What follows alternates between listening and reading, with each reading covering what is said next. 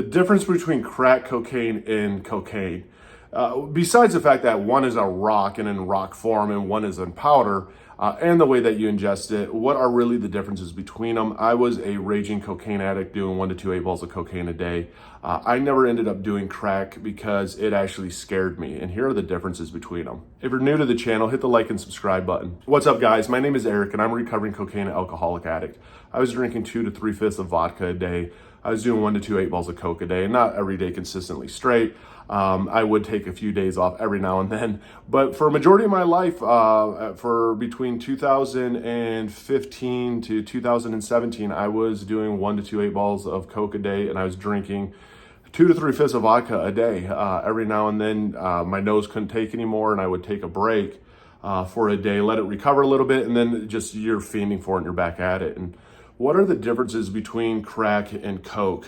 Essentially, when it comes to crack and coke, there is a chemical makeup difference. Of course, one turns into a rock form, one is into a powder form. And ultimately, what is the biggest difference is how it hits your system. Inhaling those vapors, it's a matter of seconds until that high hits you. It's a lot more intense, it's a lot stronger, and it wears off a lot faster. It has more of that addictive thing of where I didn't want to do crack because I knew how much I loved cocaine. And again, snorting cocaine, it takes it, sometimes a minute to 2 minutes to really fully hit into your system. It lasts for about 15 minutes in your system until it's out. Again, anything that hits you really hard like crack is going to drop you really quick, very quick depression. It cuts off. I mean, both of them have this whole adrenaline, dopamine rush side to it.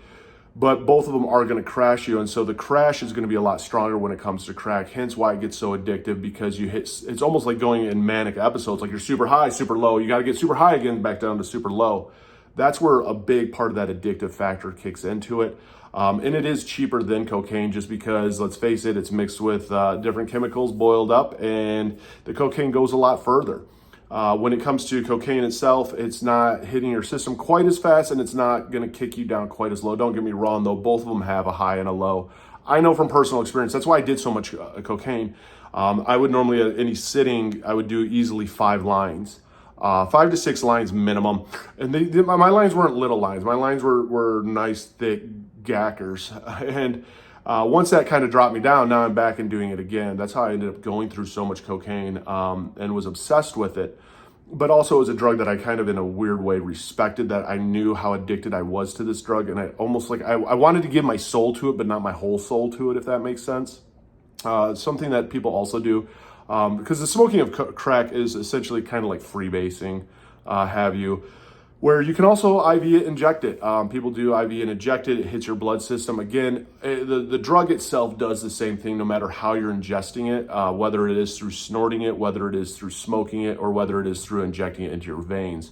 It hits your system differently. The intensity is different, and how quickly it gets out of your system or essentially drops you is different.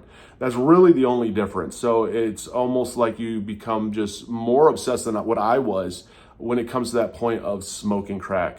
Again, typical side effects of them all, loss of appetite, rush of energy. When you start to hit that crash, it's depression.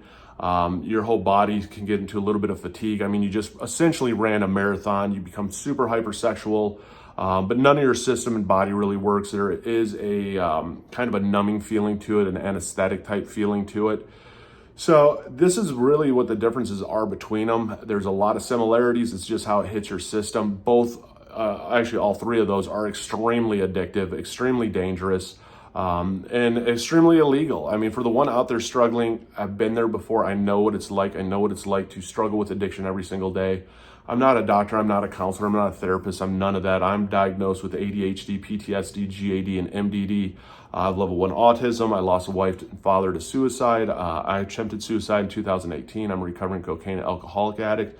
And I like to share, just for anybody out there struggling, anybody else out there going through it, just to know that you're not alone. To hear stories that you relate to, that you're not insane. I mean, as addicts, we are insane, but we're not. And there's always kind of these glimmer of hopes that we really want to get sober. And I hope that kind of hits somebody. I mean, I just like to share from experiences so you know you're not alone.